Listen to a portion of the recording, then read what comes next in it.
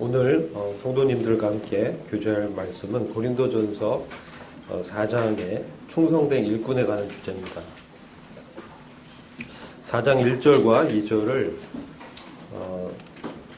같이 한번 읽어보겠습니다. 찾으셨죠?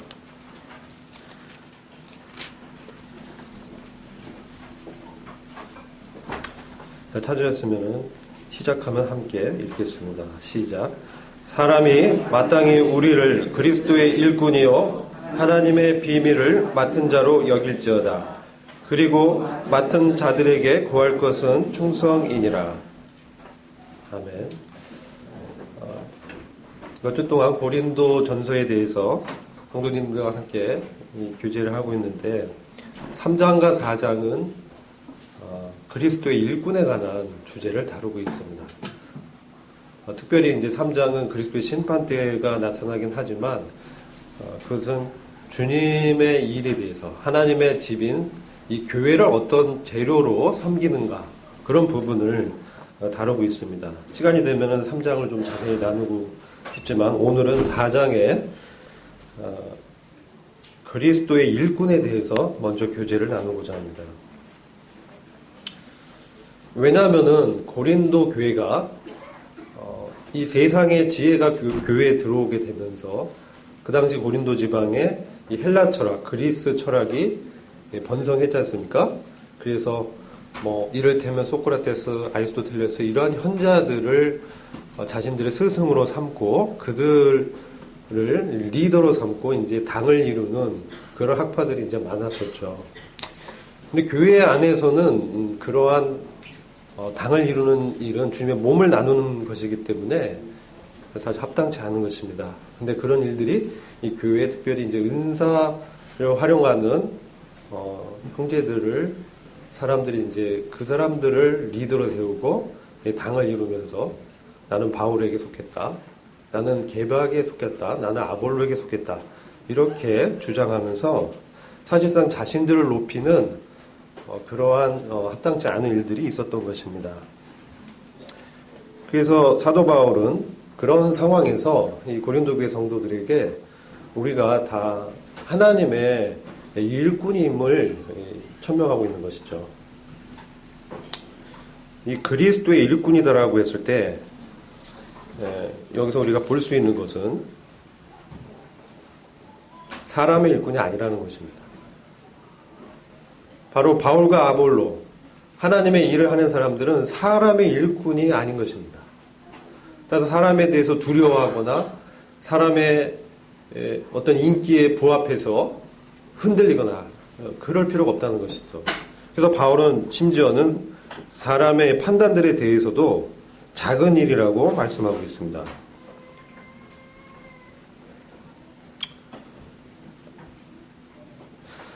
바로 그리스도의 일꾼이라는 것은 매우 중요한 우리가 생각해 봐야 할 주제가 있는 것입니다. 많은 사람들의 인기에 부합해서 이 주님을 섬기는 것을 오해하고 있는 것을 이제 보게 됩니다.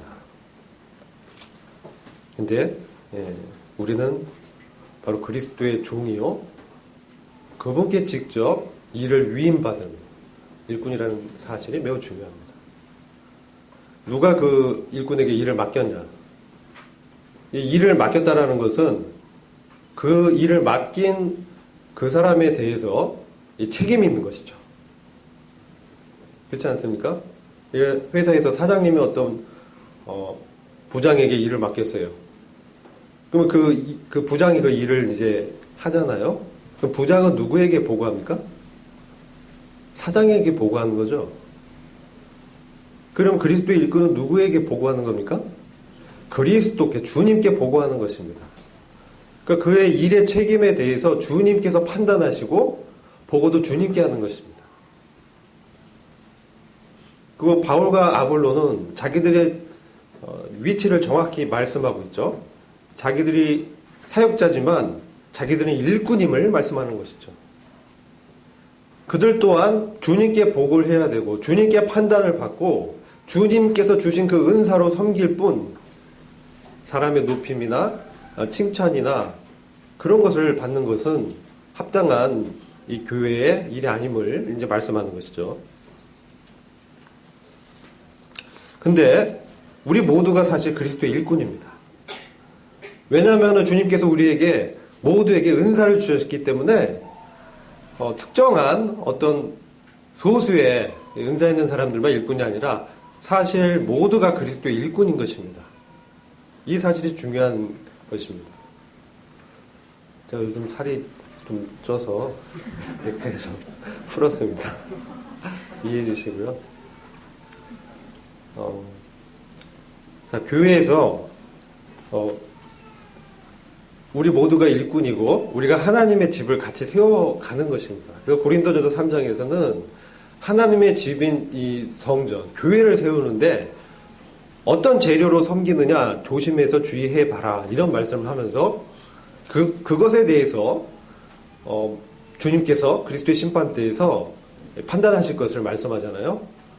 근데 무엇으로 교회를 세우느냐? 교회를 세운다는 게 우리가 잘 생각해 봐야 됩니다. 교회는 많은 활동이 있죠. 은사에 따른 활동, 뭐 가르치는 일, 복음 전하는 일, 그리고 돌보는 일, 봉사하는 일, 여러 가지 각 분야의 일들이 있는 것입니다. 근데 교회를 세우는 것이 일을 하는 그것은 사실 수단인 것이죠. 교회가 세워진다는 것은 바로 성도들이 주님의 원하시는 믿음의 분량만큼 잘하는 것을 말씀하는 것입니다. 그래서 베드로전서 2장을 보면 1장 2장 보면은 산돌로 우리 주님을 말씀하고 있죠. 주님은 존귀하신 보배로운 산돌이시다. 영어로 리빙스톤인데 이상하잖아요. 돌이 살아있는 거.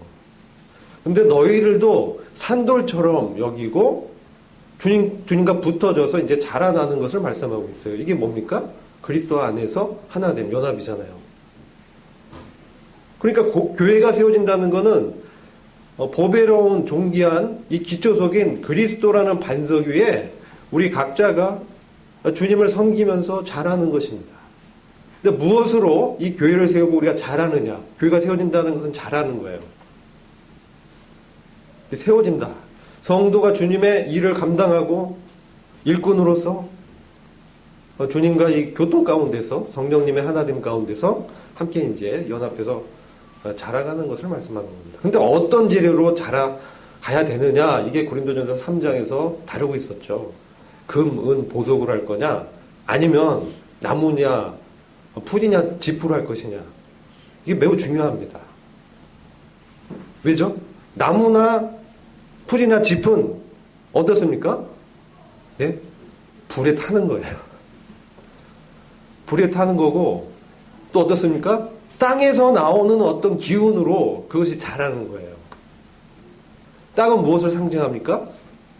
육신을 상징하는 거죠. 그러니까 우리가 자라가고 교회가 세워지는데 육신에 속한 것으로 이 자라가면 안 되는 겁니다. 그런 것은 다 불타고 주께 인정받지 못한다는 거예요. 오직 그리스도를 기초해서 신령한 젖을 사모하는 우리는 주님 앞에 나와서 주님으로부터 직접 음성을 듣고 금이냐? 주님의 신성이죠. 은, 주님의 구속의 사역. 보석은 뭔가 주님의 아름다운 성품들로 빚어지고 다뤄지고 이렇게 자라가는 것입니다. 우리 각자가 모두 그런 책임을 가진 일꾼입니다. 그런데 주님께서 이런 일꾼들에게 요구하는 자질이 하나 있습니다. 이 고린도전서 4장에서 말씀하고 있는 것은 2절에 있습니다. 뭐죠? 네? 충성. 우리 군대 가면 충성 하잖아요. 요즘 안 합니까? 뭐 어떤 때는 단결 그럽니다. 단결, 충성 뭐 이렇게 하는데 그러면 이게 충성되다. 이것은 성경에서는 충성을 얘기하는데 신실하다 이런 뜻이에요. 신실하다. 근데 이게 우리가 좀 기억해야 될 것은 누구에 대한 충성이죠? 사람들에게 충성하는 건가요?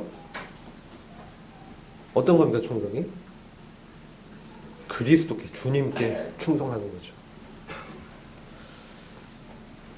여러분, 제가 영어를 좀 잘 못하는데, 충성되다, 신실하다 영어로 faithful이라고 합니다.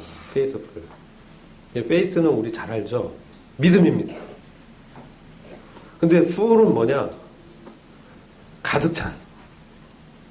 그러니까 충성된 의미는, 신실하다라는 뜻은 믿음으로 가득 차 있는 거예요. 근데 믿음은 혼자 확신하는 게 아니죠. 네? 혼자 여기서 뭐가 나타날 거다 막 확신하는 게 뭐예요? 진화론 그런 거잖아요. 믿음은 대상이 있습니다.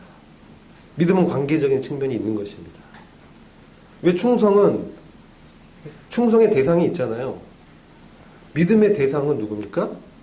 히브리서 12장 2절에 누구라고 말씀하고 있죠? 믿음의 주요 온전케 하신 예수를 바라봐라. 주님이시죠. 이 세상에 이 신실과 충성 이런 의미를 이 세상의 말로는 다른 말로 하면은 성실이라고 얘기합니다. 성실하다. 근데 주님이 근데 일꾼의 자질로 가장 중요한 영적인 가치를 부여하는 것이 신실함, 충성됨 라는 것을 우리에게 지금 비춰주고 있는 거예요. 근데 이걸 성실이다라고 해서 약간 비슷한데 다른 점이 있죠. 뭐가 다르죠? 성실과 신실의 차이점 뭘까요? 네? 앞자리가 성이고 신이잖아요. 네? 성은 뭐예요? 이룰 성자잖아요. 성실은 뭐예요? 내가 이루려고 하는 거잖아요. 뭔가 열매를. 신실은 뭡니까? 그것을 뭘로 이루어요? 믿음으로 이루는 거잖아요. 완전히 차원이 다른 거예요. 성실한 사람은 이 세상에 많아요. 자기 맡은 일을 성실하게 수행하는. 저도 과거에 소시에 제가 굉장히 성실한 사람이라고 생각을 했어요. 그렇게 생겼지 않습니까? 아니에요? 저 딱 보면 박성실 뭐 그렇게 생각하고 사람들이 지금도 그렇게 얘기를 합니다. 성실은 뭐죠? 자기가 맡은 바 일을 꾸준히 하는 거죠. 흔들리지 않고 꾸준히 하는 것입니다. 자, 근데 이제 제가 성실한 줄 알았어요. 제가 뭔가에서 이루어 봐서 뭔가 열매를 맺는 그런 내 안에 뭔가 내재되는 어떤 능력이 나름 있다고 생각했습니다. 그래서 많이 이제 해보려고, 이루어 보려고, 열매를 내보려고 해봤습니다. 지난번 이제 우리 수련회에서 엄균 형제님께서도 자매님을 사랑해보려고 노력했는데, 오히려 이제 어려움이 됐다. 뭐 그런 말씀도 하시고, 내가 이루어보려고 하니까, 내가 어떤 일을 합니까? 굉장히 딱딱해지더라고요. 뭔가 이제 이루어보려고 하니까, 딱딱해져. 그러니까 사람들이 딱딱함을 느끼겠죠. 네, 그건 부부관계, 사회관계, 이런 똑같아요. 직장에서의 사람과의 관계에서. 근데 그거는 한계가 있더라고요. 내가 인정받지 못하고, 내가 드러나지 않고, 뭔가 내가 해봤는데 실패하고 하니까, 동력이 이제 상실되는 거예요. 더 이상 못하겠더라고요. 저는 그래서 제가 성실하다고 생각했는데, 주님은 그게 아니라는 것을 교훈해 주셨어요. 그래서 제가 하는 어떤 일들이 잘 안 되더라고요. 근데 어떻게 직장에서 지금까지 살아남았는지 모르겠어요. 주님의 은혜죠.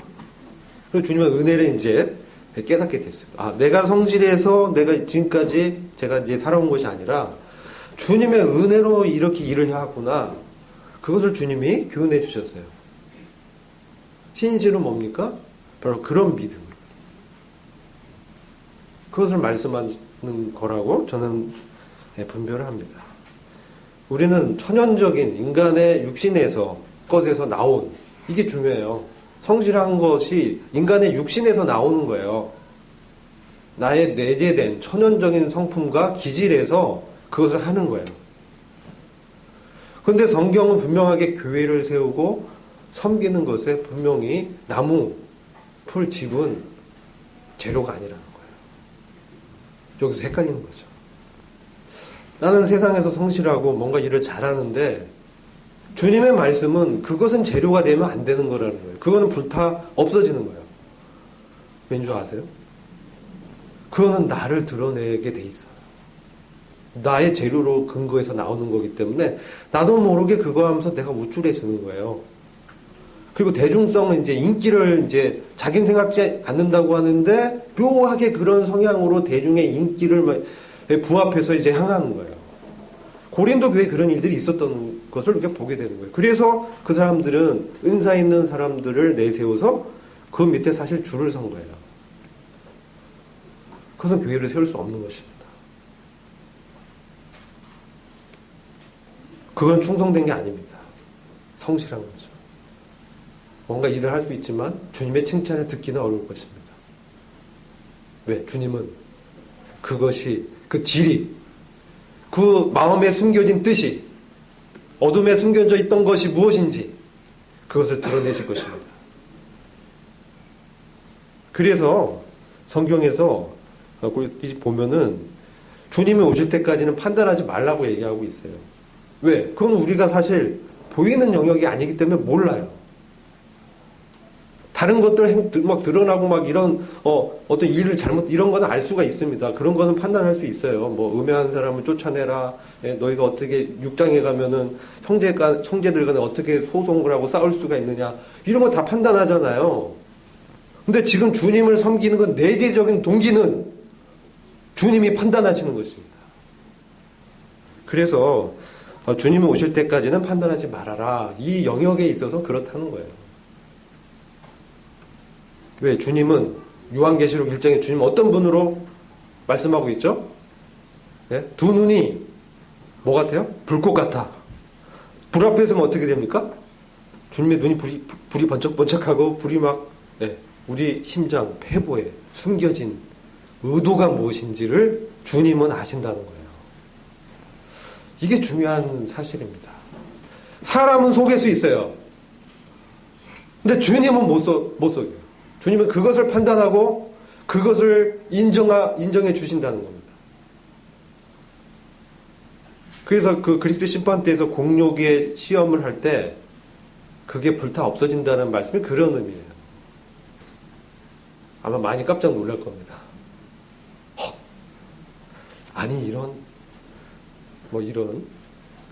일들이 아마 그때는 헉! 으악! 와! 이런 아마 주님 앞에서, 왜냐하면 그것은 하나님이 직접 그를 칭찬하는 것이기 때문에 그렇습니다. 여러분, 우리가 가끔 이제 우리 학교 다닐 때 교장님한테 상 받으면 되게 우쭐하고 기분 좋죠. 그렇지 않습니까? 상 받은 경험이. 네. 교장 선생님 상 주면 되게 좋잖아요. 근데 장관상, 국무총리상 올라가요. 뭐 군대에서 뭡니까? 무슨 대장상, 육군 참모상 이런 것도 있잖아요. 무슨 훈장. 근데 대통령 표창. 이게 우리나라에서 제일 높은 상 아니에요? 무궁화 훈장. 국가유공자들한테 나라가 주는 거. 근데 이게 하나님께서 직접 상을 주는 거예요. 이건 너무나 놀라운 거예요. 하나님께서 우주 만물을 창조하신 그 하나님께서 그리스도의 심판대에서 칭찬하고 인정하고 상을 주는 거. 이건 영원한 가치가 있는 것입니다. 근데 무엇을 판단한다고 그랬어요? 너 마음에 숨겨진 동기. 여기 이제 마음의 뜻이라고 돼 있거든요. 뜻. 근데 영어로는 카운슬이라고 돼 있어. 카운셀링. 뭐 상담하고 그런 의미도 있는데 여기서는 동기란 뜻이에요. 목적. 왜 그렇게 했느냐는 거죠. 무슨 의도로 했느냐. 그건 주님을 속일 수가 없는 것입니다. 그것을 주님이 판단하고 인정해 주겠다라는 것을 말씀하는 것이에요. 그러니까 이게 너무 중요한 거예요. 사실은 너무 중요한 우리의 영적인 자질이죠. 근데 일꾼에게 주님이 요구하시는 가장 중요한 영적 자질이 바로 충성됨이라는 것입니다. 바로 이 충성됨. 주님과의 믿음의 관계 속에서 어떤 의도로 주님을 섬겼는가, 어떤 의도로, 어떤 뜻으로, 어떤 목적으로 그 일을 행했는가. 자기를 드러내고 자기의 어떤 재능과 기질로 했는가. 아니면 주님과의 깊은 교제 가운데서 영적인 능력과 우리 수련회 때 배웠잖아요. 부활의 생명으로 했는가. 그것을 주님이 체크해 보시겠다는 것입니다. 그래서 그 믿음으로 충만해 있는가. 이게 충성됨이라는 것입니다. 이것으로 우리가 일을 해야 되는 것이죠. 그래서 우리는 사람의 판단에 대해서 흔들릴 필요가 없어요. 내가 이 일을 하는데 주님과의 관계 속에서 받아서 일을 하면 사람을 두려워할 필요가 없는 것이죠. 이것은 비단 예배당에서 교회의 어떤 일뿐만이 아닙니다. 이것은 사회의 사람들의 관계 속에서 또 가정에서 동일하게 나타나는 것입니다. 왜냐하면 베드로전서에 가서 신령한 산들로 지어갈 때 나오는 뒤에 항목들을 보면은 사회생활을 다루고 있어요. 한번 볼까요? 시간이 없지만 잠깐 보겠습니다. 베드로전서 2장 18절 한번 보세요.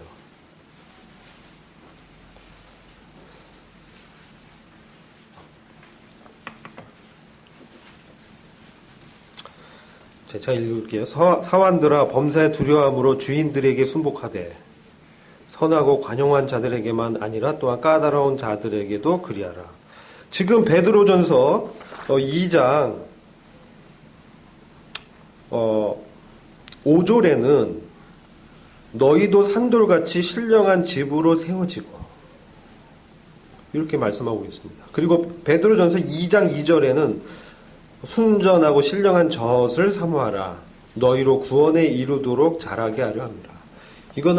이 구원은요, 성화의 구원이에요. 영광스러운 구원, 큰 구원을 말하는 거예요. 우리가 지옥 안 가는, 죄 용서함 받는 그런 구원을 뛰어넘은 큰 구원, 그것을 말하는 거예요. 그래서 구원에 이르도록 자라게 한다. 성장 과정을 다루고 있는 것이죠.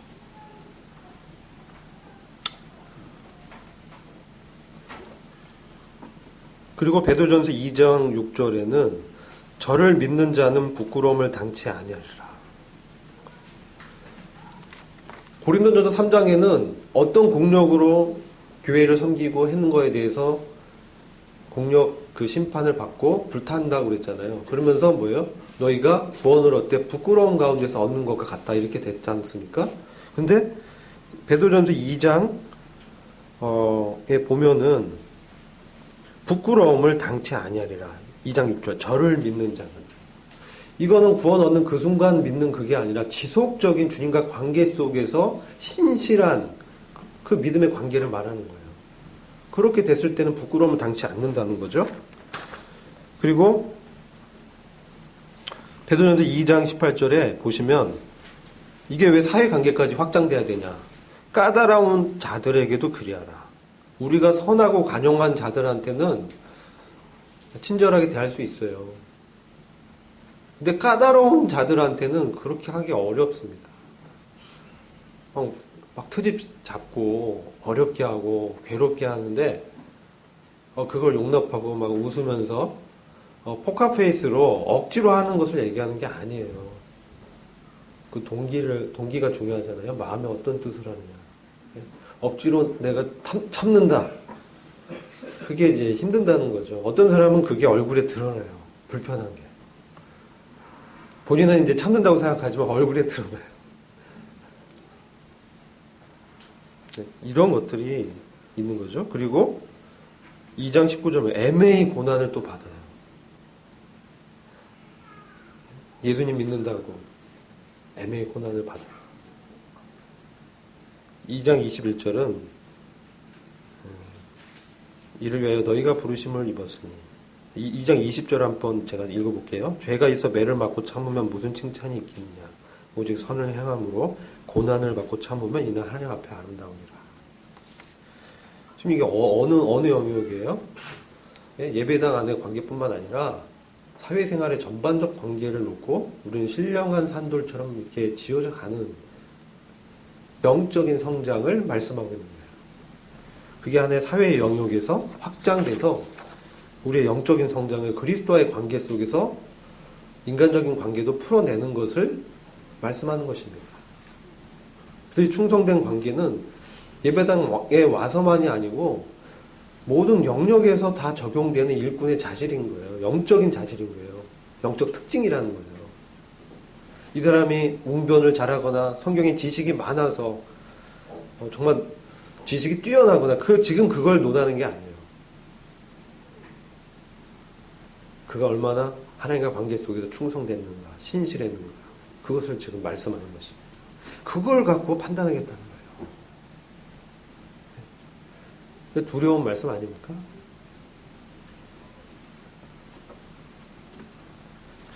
근데 이 일꾼은 맡은 바 있습니다. 뭘 맡았냐? 하나님의 비밀들을 맡았어요. 이 세상에 그러한 비밀이 아니에요. 하나님의 비밀들을 맡은 거예요. 놀라운 비밀이죠. 근데 이건 구약의 시대에선 숨겨져 있던 것인데 이 신약의 성령님에 의해서 사도들을 통해서 계시된 비밀들입니다. 은혜로 주신 것들입니다. 그런 것들을 여기 보면은 고린도 전서 4장 후반부를 좀 가다 보시면 디모데가 있습니다. 17절에 주 안에서 신실한 디모데를 너에게 보내었느니, 이 신실한이 충성됐다는 의미예요. 디모데가 그런 사람이라는 거죠. 근데 이 디모데를 너에게 보내었나니, 보냈어요 이미. 근데 그를 통해서 뭘 한번 살펴보라는 거냐면, 내가 모든 교회에서 가르치는 대로 그가 너희에게 그리스도 안에 있는 나의 길들을 기억나게 하리라. 제가 흠정역 성경으로 읽어드렸는데, 행사, 이 길들, 어떠한 라이프 스타일로 뭘 가르쳤냐, 이것을 생각나게 해주겠다는 거예요. 그러니까 이 얘기는 뭐냐면, 다시 기억나게, 리마인드 시켜주겠다. 사도 바울이 고린도 교회에서 1년 반을 가르쳤습니다. 지금 다른 지역에 가 있는 거예요. 지금 그런데 디모데를 급하게 보내서, 내가 너희하고 있었을 때, 다른 교회에 있을 때도 이것을 가르치고 내가 행했는데 이것들을 기억나게 해주겠다 라고 지금 말씀하는 거죠. 그것도 이게 누구한테 맡겼어요? 디모데. 왜? 신실한, 충성된 사람입니다. 디모데후서 2장에 가도 디모데야, 너는 충성된 자들에게 일을 맡기라고 바울을 권면하고 있습니다.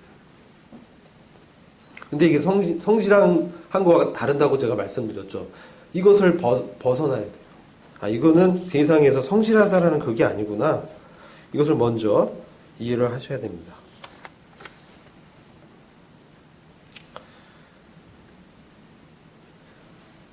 자, 그러면 우리가 어떻게 이 충성된 일꾼으로 봉사하느냐. 하나님의 비밀들을 맡았잖아요.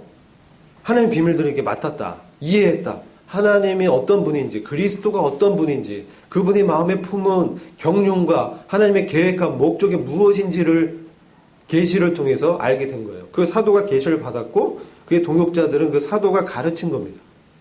아시겠죠? 그렇게 해서 이게 전파가 된 거예요. 그래서 사도권이 중요하죠. 그 다음에 교회의 기초를 세운, 그리스도의 터 위에 기초를 세운 게 사도들의 역할이었습니다. 신약 성경이 그것을 지금 다루고 있는 것입니다. 근데 빌립보서 3장 3절 잠시 보시겠습니다.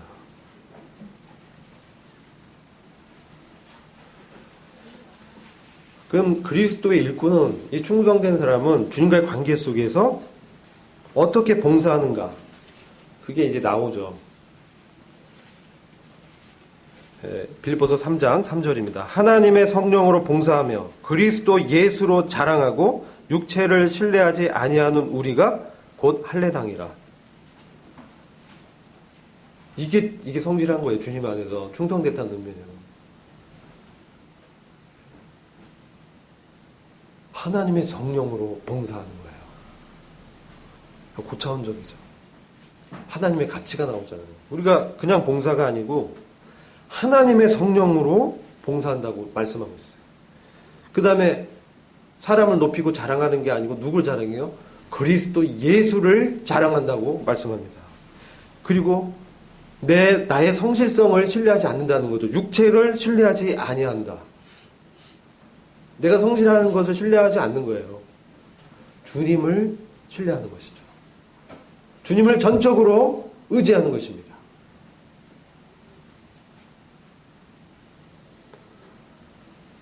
그때는 어떻게 됩니까? 이렇게 봉사한다는 것은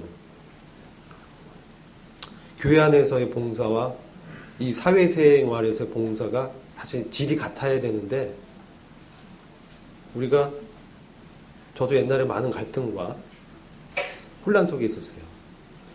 사회에서 하면은 생활과 예배당 와서의 생활이 다른 거예요.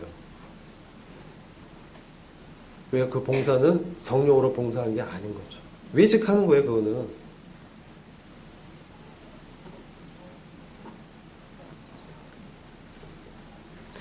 이 하나님의 성령으로 봉사하는 거는 나의 육신을 저 복종시키는 거예요. 우리 수련회에서 많이 얘기했죠. 동일 주제를 여러 말씀을 통해서 다 나누셨는데, 바로 매 순간 내가 이 일을 할 때 나의 육체를 신뢰하지 아니하고 주님만을 신뢰하는 마음으로 주님을 의지하면서 그분의 지혜를 구하면서 하는 거예요. 이것은 매우 인격적인 봉사입니다. 보이지 않는 성령을 의지하는 봉사.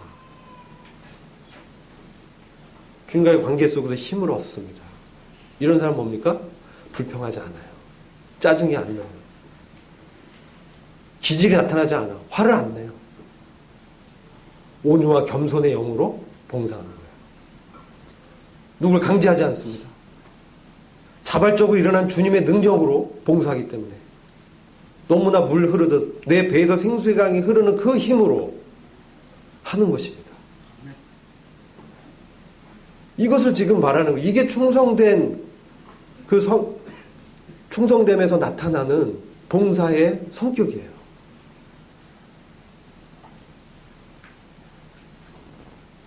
그것을 주님 판단하신다는 거예요. 그것으로 교회를 세우고 있는가, 일꾼들을 판단하시겠다는 거예요. 그런데 우리가 모두 일꾼인 것이죠. 우리가 모두 주님의 이러한 판단을 받게 될 것입니다. 나는 성령으로 봉사하고 있는가?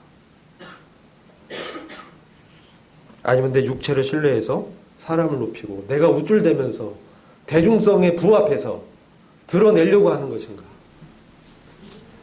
무엇으로 봉사합니까? 우리는 이것을 깊이 생각해 봐야 됩니다. 고린도전서 6장 20절 잠시 보겠습니다.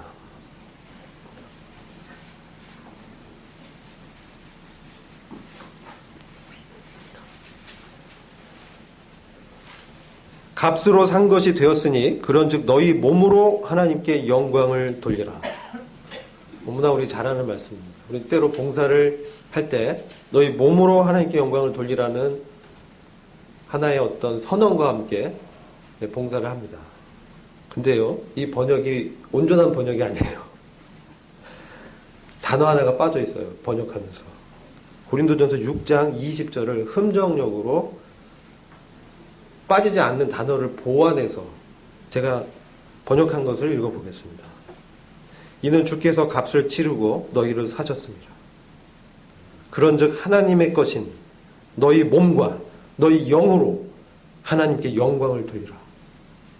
너희 몸과 너희 영으로 하나님께 영광을 돌리라. 너희 영으로, 이 단어가 빠졌어요. 이 성령으로 봉사하는 게 빠진 거예요. 근데 이게 핵심인 거예요. 본질을 누락하면 안 됩니다. 고린도후서 10장 5절을 한 말씀 더 보겠습니다. 그럼 우리는 지금 주님께서 피값을 치르고 사신 바 되세요. 사실 우리는 우리가 소유권자가 아니에요. 우리 몸뿐만 아니라 우리 영혼까지도 주님의 것입니다. 근데 이런 구약시대에 어떤 일이 있었냐면, 제사를 드렸는데 주님이 더 이상 제사 드리지 마. 난 너희들이 갖고 온 이 수소와 송아지, 염소, 이피로 내가 너무나 뭐라고요? 질렸어. 노모 제사. 이사야 선지자한테 그 말씀이 나와요. 왜요? 너희들이 제사를 드리고 여기 와서 예식을 행하는데 너희 진정한 마음은 내게서 멀어졌구나. 몸은 회당에 와서 제사장 앞에서 제사를 드리는데 그의 마음은 그렇지 않다는 거죠. 이게 몸만으로 한 것이죠. 그의 정신과 생각과 그의 인텐션, 목적과 의도와 뜻은 어디 있습니까? 주님과 일치되지 않았다는 거예요. 그래서 고린도후서 10장 5절 보면 이렇게 모든 이론을 파하며 하나님 아는 것을 대적하여 높아진 것을 다 파하고 모든 생각을 사로잡아 그리스도에게 복종케 하나니. 이 말씀이 동일하게 로마서 12장 2절에는 너희 생각을 새롭게 함으로 변화를 받아 하나님의 선하시고 받으실만 하며 완전한 뜻이 무엇인지 입증하도록 해봐라. 하나님이 정말 선하시고 받으실만하고 완전한 것이 뭔지 분별하고 입증해 보라는 것입니다. 너희가 몸으로 12장 1절에 뭐예요? 너희 몸을 거룩한 산제사로 드리면서 2절을 말씀하는 거예요. 같이 이게 동시되는 거죠. 너희 몸으로 또 영으로 하나님께 영광을 줍니다. 이것은 매우 고차원적인 영적인 봉사를 말씀하는 것입니다.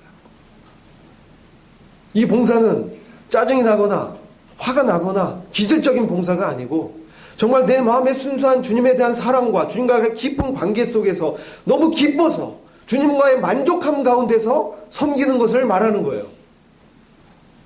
이것을 하나님이 판단해 보시겠다고 말씀하는 거예요. 그것이 교회를 세우고 자라게 하는 것을 말씀하고 있는 것입니다. 우리는 무엇으로 주님을 섬기고 있습니까?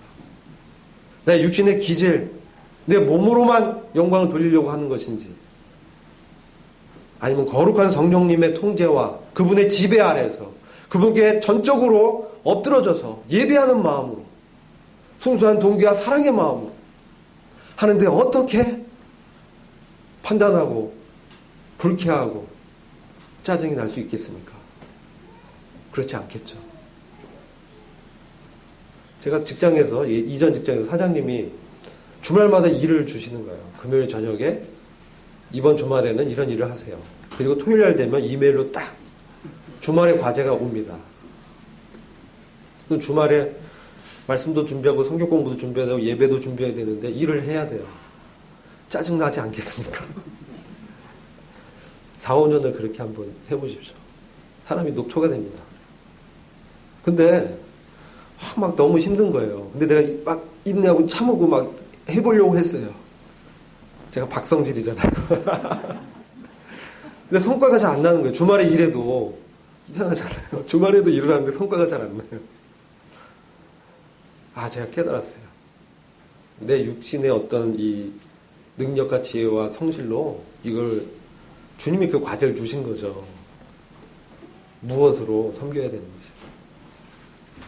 근데 주님이 놀랍게 제가 그 분을 사랑하는 마음을 갖게 됐어요. 연인도 아닌데. 그분이 이제 애틋하고 긍휼히 여김이 이제 되고 동정심이 있고 하나님도 믿지 않고 이게 어떡하지? 그리고 인생의 모든 목적이 돈을 버는 거예요. 돈을 버는 게 너무나 즐겁대요.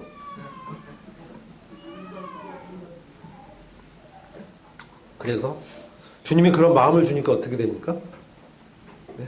정말로 주말에 일하는데 즐거워요. 피곤하지 않아요. 주님이 능력을 주는 거예요. 그거 즐거워요. 예전에 피곤하고 짜증났는데 주님이 힘을 주니까 즐겁게 그 일을 하는 거예요.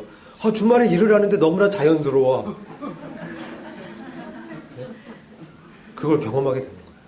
왜? 주님의 성령의 능력으로 봉사하니까 가능해지는 거죠.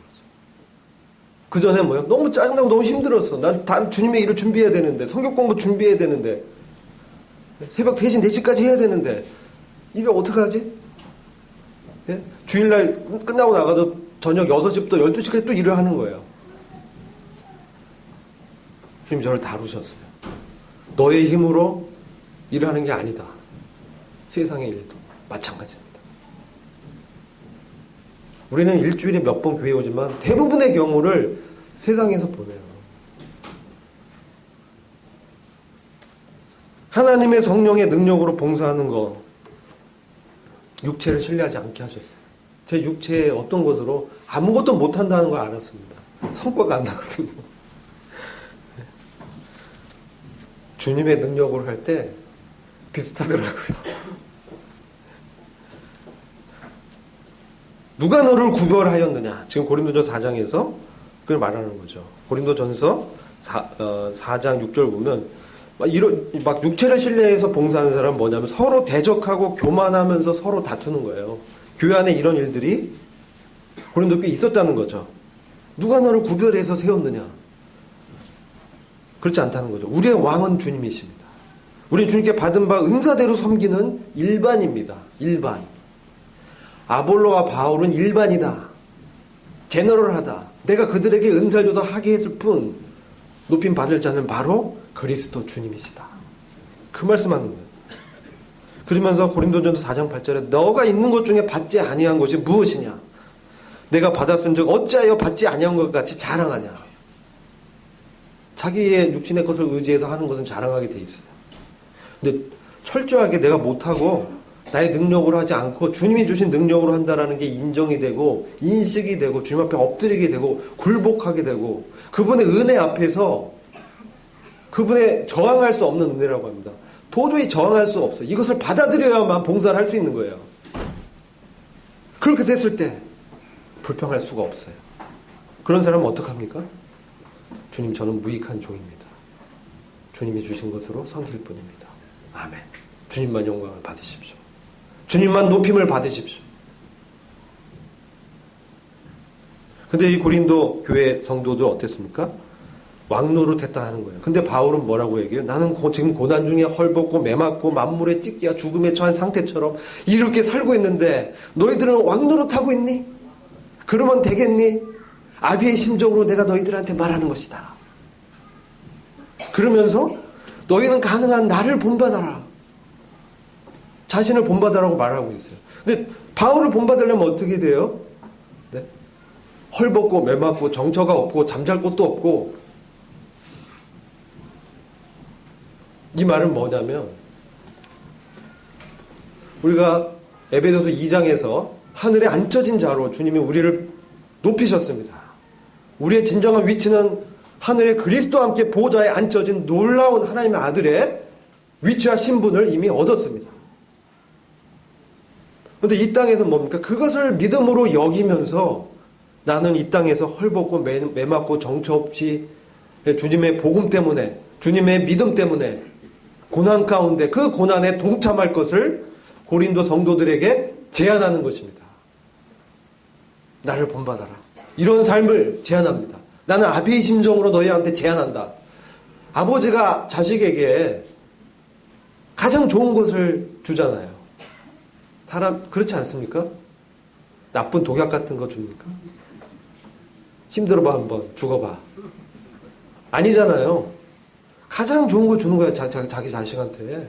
근데 아비의 심정으로 그건 주는 거예요. 근데 뭐예요? 나를 본받아봐. 그게 뭐예요? 고난에 동참해라. 왜? 그 이후에 놀라운 하나님의 영광이 있기 때문에. 너희가 바라볼 그것은 하나님 나라의 영광이다. 그 영광을 바라볼 때는 놀라운 만족과 놀라운 기쁨과 놀라운 소망으로 일을 하는 동기를 부여받게 되는 것입니다. 이게 충성된 일꾼의 특징이에요. 단순한 성실하면 그걸 할 수가 없어요. 주님은 그런 과정으로 성도들을 빚으시고 자라게 하시는 거예요.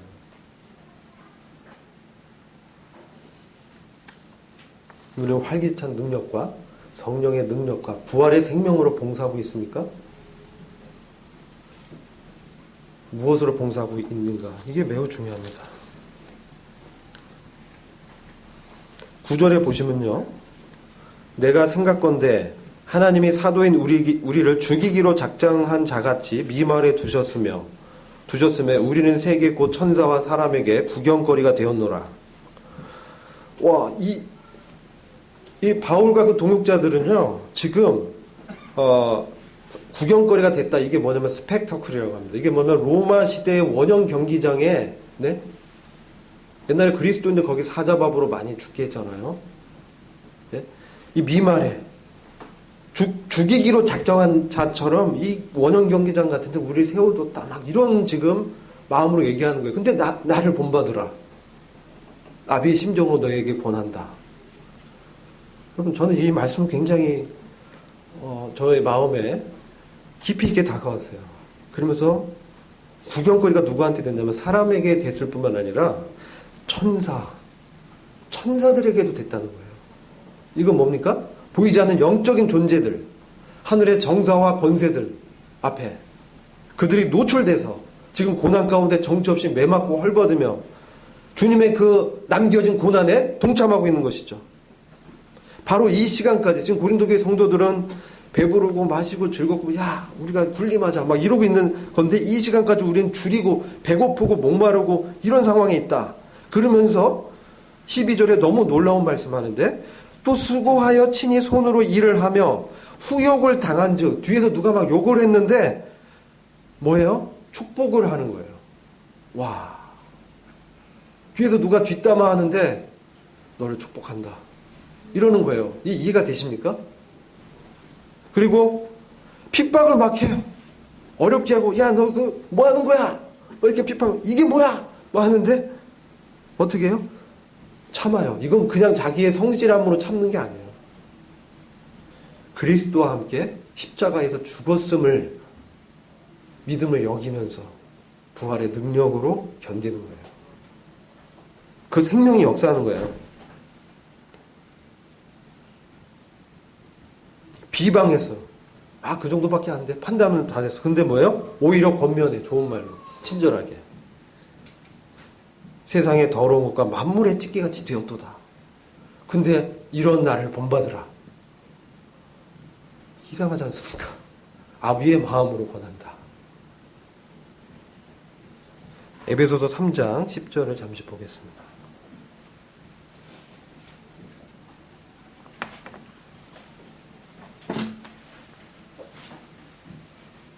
제가 읽을게요. 이는 이제 교회로 말미암아 하늘에서 정사와 권세들에게 하나님의 각종 지혜를 알게 하려 하심이니 이렇게 말씀하고 있죠.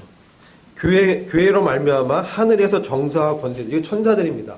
하늘의 정사와 권세들, 영적 존재 천사들. 여기는 선한 천사도 있고 악한 그 천사도 같이 섞여 있는 거예요. 근데 그들에게 하나님의 각종 지혜를 알게 하기 위해서 교회를 특별히 부르신 거예요. 지금 여기서 사도 바울이 고린도전서에서 천사에게 구경거리가 되었다는 것은 바로 하나님의 비밀을 맡은 일꾼으로 하나님의 각종 지혜를 맡은 자로 지금 그 삶을 살고 있는 거예요. 이걸 다른 말로 뭐래요? 그리스도를 살아낸다라고 하는 거예요. 부활의 능력과 생명으로 지금 이 고난 가운데서 견디고 있는 거예요. 그런데 뒤에서 뒷담화하는데 축복하고 비방을 당했는데 권면해주고 오히려 비방막 해서 근데 살짝 가서 야 근데 너 요렇게 하면 훨씬 더 잘할 수 있어. 이렇게 해주는 거예요. 비밀을 알려주는 거죠. 업무 노하우를 알려주는 거죠. 아시겠어요? 나만 알고 있는 비밀인데 권면해주고.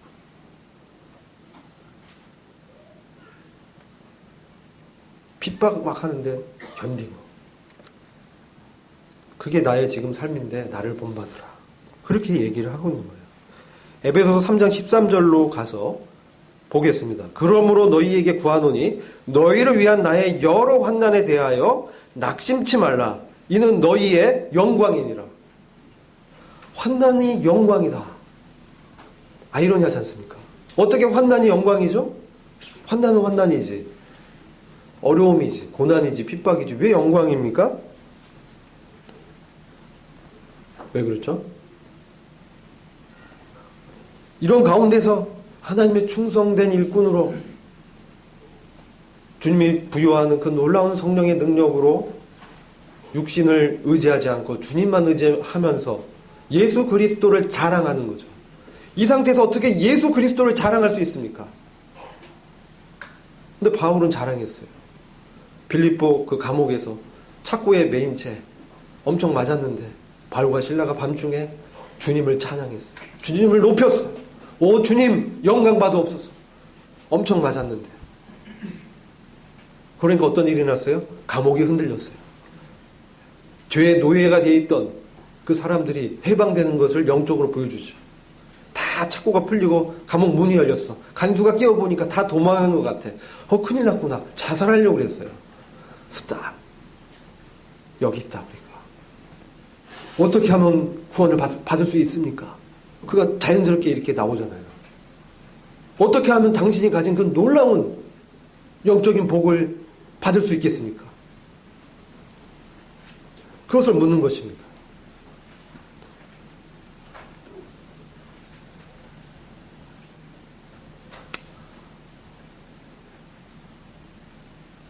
이 영적인 특징과 영적인 복을 우리가 이것을 지금 바울은 얘기하는 것입니다.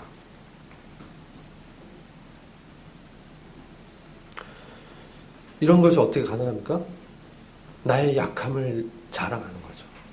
오히려 내가 강하고 드러나고 뭐 내가 할 수 있어 이게 아니고 나는 잘 못하는데 주님이 역사하시고 주님만 의지하고 주님만을 자랑할 때 이 역사가 일어나는 것입니다. 이것을 그리스도 예수 안에서 나의 행사고 내가 각적 교회에서 가르치는 것을 생각나게 하리라. 이것을 다시 기억나게 해주는 거예요. 하나님의 나라는 말에 있지 아니하고 오직 능력에 있습니다. 겉으로 좋은 말을 하는데 그의 마음은 그렇지 않아. 쓴뿌리가 꽉 차 있어요. 그러면 안 되는 거죠. 안에서 진정한 하나님의 그 능력이 나타나서 놀라운 그 생명의 힘으로 섬길 때 너무나 자연스러운 것입니다. 누가 하지 말라도 하게 되는 거죠. 오직 능력이 있습니다. 부활의 권능을 말하는 거죠. 하나님의 통치는 입술에 있지 않고 오직 능력에 있다. 하나님의 나라는 성령 안에서 의와 평강과 실학이다. 주님의 의와 평화롭고 기쁨으로 봉사하는 거죠. 바울은 이러한 영적인 축복을 위해서 충성된 일꾼을 위해서 기도했습니다. 에베소서 3장 14절부터 19절 말씀을 보겠습니다.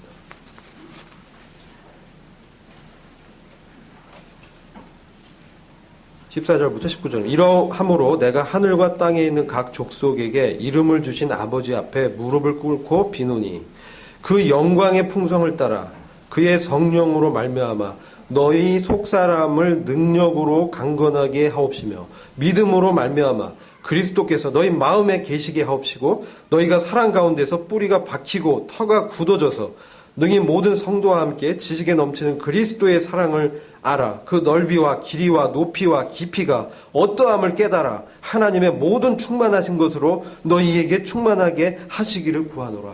아멘. 모든 족속에 이름을 주신 주권자 되시고 통치자 되신 아버지 하나님의 앞에 무릎을 꿇고 지금 기도합니다. 그 영광의 풍성을 따라. 바울의 기도는 거창합니다. 하나님의 그 놀랍고 큰 영광의 풍성한 만큼 하나님 우주를 창조하시고 그 영광이 얼마나 놀랍습니까? 그리스도의 생명의 능력이 나타나면 얼마나 놀랍습니까?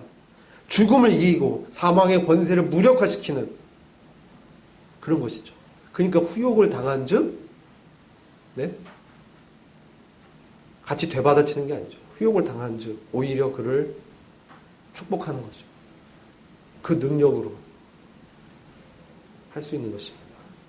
근데 그러려면 그분의 그 영광의 풍성을 따라 그분의 성령으로 말미암아 너희 속사람을 능력으로 강건하게 하옵시며 나의 약함을 자랑할 때 그리스도께서 우리의 강함이 되어주시는 거예요. 우리의 속사람의 능력이 되어주시는 거예요. 어떻게 할 때? 약함을 인정할 때. 저 할 수 없습니다, 주님. 근데 주님은 하실 수 있습니다. 그리스도 안에서 능치 못할 일이 없습니다. 주님이 하시기 때문에 그렇습니다. 그 주님의 통치와 주님의 생명에 저를 맡깁니다. 주님이 역사해 주옵소서. 그러면 주님이 그때부터 사시는 거죠. 믿음으로 말미암아 그리스도께서 너희 속에 너희 마음에 계시게 하옵시고. 이거는 주제권을 얘기하는 거예요. 주님이 통치하는 거예요. 믿음으로. 전 이미 주님과 함께 죽은 자입니다. 주님만 사십시오. 그렇게 됐을 때 사랑 가운데서 뿌리가 박히고 터가 굳어지는 거예요.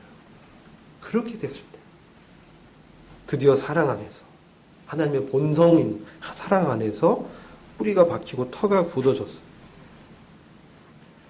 이렇게 기도의 단계가 있지 않습니까?